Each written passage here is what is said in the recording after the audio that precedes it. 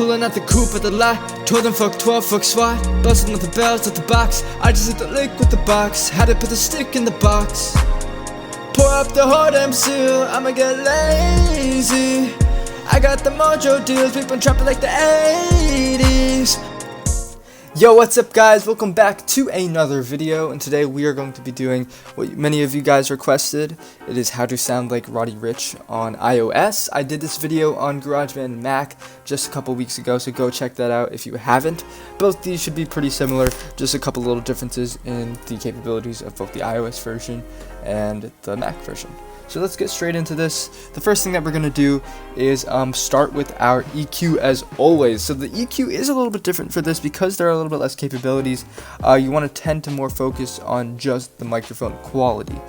I'm using a Beats Solo 3 auxiliary microphone. It's just the one that comes on the cord, so this is what I use to kind of make it sound good instead of being tinny and canny. I did this.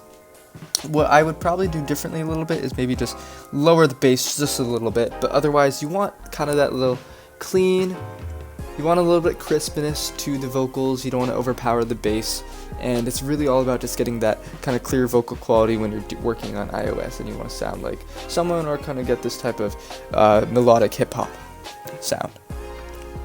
Alright, and these are all tracks that are the same exact thing. I just recorded it in different sections. The next thing that we're going to do is the compressor. So, everything is pretty similar to most of my other videos in terms of the compressor. The only thing that I'm going to do here is kind of, I have the attack and ratio pretty low.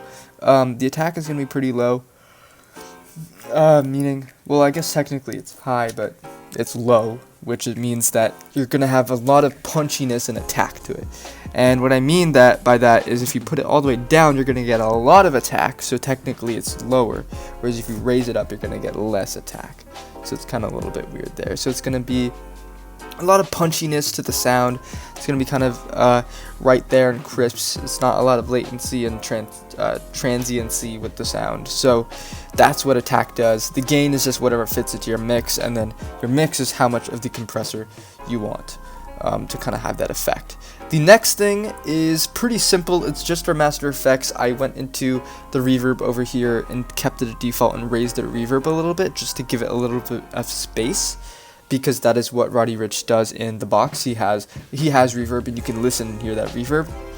I didn't put any echo. If you want echo, you can go in here and use this, as well as if you go into your plugins EQ and you click edit, go to plus, you can add something.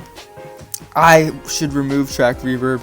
You don't want track reverb. If you have it, turn it off or remove it, because what track reverb does, although it gives you more capabilities for reverb than just the master reverb that we used over here, when you put on track reverb, it muddles the sound, and it kind of makes it, muffles the sound, and it sort of makes it a little bit more bassy and less crisp, and it's going to kind of muffle it, sound like you're a little bit underwater, because the technology is not super well done in this on the app here. So that's a big difference, is that when you want to use track reverb and use like Platinum Verb or Space Designer on Mac, whereas this one you definitely don't want to do that. You don't even have Space Designer as a stock plugin.